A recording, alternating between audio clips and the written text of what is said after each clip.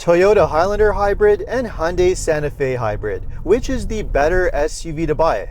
That's what we're going to find out. Welcome to Car Help Corner, where we help you, the consumer, master the process of car buying and car ownership. If you want to buy a spacious, practical, three-row SUV that happens to be a hybrid, the Toyota Highlander Hybrid and the Hyundai Santa Fe Hybrid are two of the top picks. The Highlander in particular has long been a very popular option that's built a solid reputation for its strong reliability, excellent value for money, and also very good resale value. But the recently redesigned Santa Fe has been drawing a lot of attention thanks to its striking looks, impressive technology, and pretty attractive overall package. Now, in the case of both of these SUVs, the first choice you need to make is whether to go with the regular gas engine or the hybrid engine. And I think in the case of both, the hybrid option is the one that makes a lot more sense for a number of reasons. What's great about both of these is that the hybrid engine doesn't cost a whole lot more than the regular engine, and it's around 30 to 40% more fuel efficient, which is going to save you a lot of money in gas in the long run. You also don't need to sacrifice much in terms of performance and power, and the hybrid option is just a lot more desirable and should hold its value well in the long run. So it really is the no-brainer, and it makes sense why so many consumers are really attracted to hybrids these days. The regular gas engine in the Santa Fe does make a lot of power, 277 horsepower from a 2.5 turbo engine, but it's also a gas guzzler. It uses a lot of gas, and it comes with a somewhat problematic 8-speed dual-clutch transmission, which has had a lot of complaints. The hybrid engine, by comparison, is a safer choice. Hyundai has been using this hybrid system in a number of its vehicles for a few years now. It's a 1.6 turbocharged 4-cylinder engine that comes with a normal, conventional 6-speed automatic transmission. So it's not only a lot more fuel efficient, but also safer in terms of reliability as well. And it's a similar story with the Highlander as well. The regular gas engine is perfectly fine. It's a 2.4-liter turbocharged 4-cylinder engine with a conventional 8-speed automatic transmission. But it's nothing really exceptional in terms of performance or efficiency, and the hybrid just has a lot more going for it. Again, it's around 30 to 40% more fuel efficient. You don't sacrifice much in terms of power, and you have a more well-proven reputation for quality and reliability, making it a much more attractive option. In some ways, these hybrid engines are quite similar. Both SUVs are able to achieve roughly around 35 miles per gallon, or 7 liters per 100 kilometers, which is impressive fuel economy for a large 3-row SUV.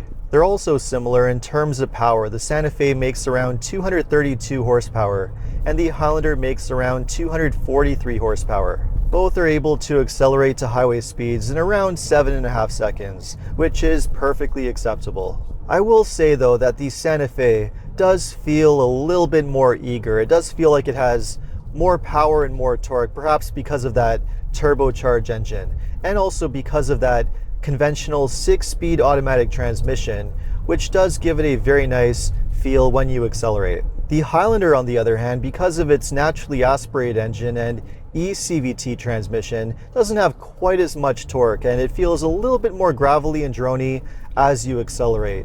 Not quite as satisfying as the Santa Fe, but it is worth mentioning that both hybrid systems are very smooth and very refined.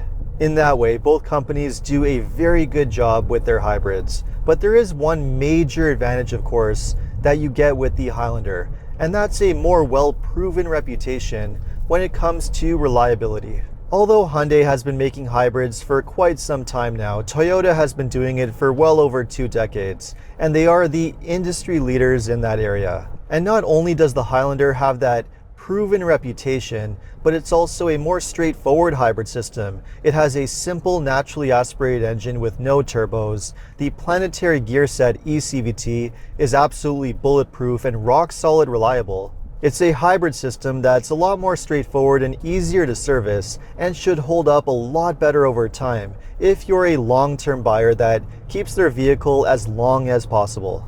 And even though Hyundai does give you a longer comprehensive warranty and powertrain warranty, Toyota gives you a longer hybrid battery warranty, which is a nice bonus. And because Toyota hybrids are so popular, it's a lot easier to get a low-cost battery replacement option when the vehicle is much older, say 12 to 15 years old. Now with that said, I have to say, I have been enjoying my time driving both of these SUVs over the past couple of weeks. These are both excellent SUVs to drive. They're very smooth, very comfortable. They have a really nice quiet ride, and they both have great handling for what they are. Either one of these would be a fantastic family SUV that would be really nice and enjoyable to drive for a long time. Where these two have a lot more differences though is when it comes to the interiors. The Highlander's interior is perfectly fine. It's well equipped and comes with all the necessary technology and features that you would expect to see. But it's the Santa Fe's interior that really impresses a lot more, with a snazzier looking design and sharper, better performing technology, with a nicer infotainment system that has better looking graphics, better responsiveness, and just a more functional user interface. That said, although I am more impressed with the interior design and technology of the Santa Fe, I think in the long run, both of these are going to be fantastic interiors that are ultimately very functional and well designed. Both of these SUVs have a straightforward control setup, lots of storage space and interior space, and they both have very good overall build quality. They're also extremely well equipped when it comes to safety features and safety technology, so in that area, both are fantastic SUVs. Now, when it comes to passenger space and cargo space, what's important to understand about these two is that neither one is the most spacious SUV in its class. If you're ultimately looking for a large SUV that can carry up to 7 or 8 passengers on a regular basis,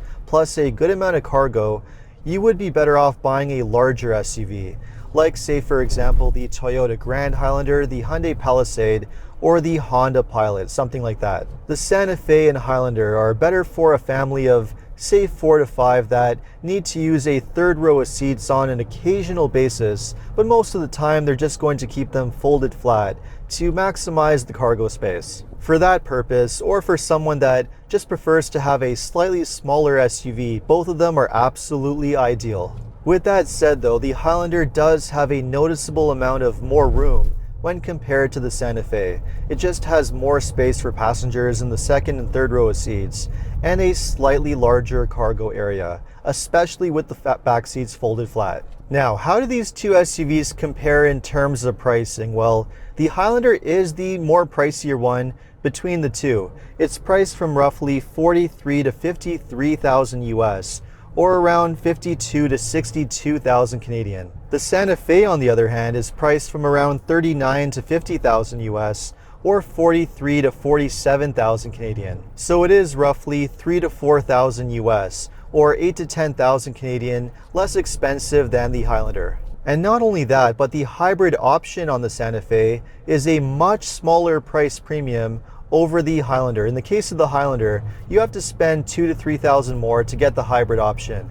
But on the Santa Fe, the hybrid option is only around $500 more in the US, and it's actually the less expensive engine option in Canada.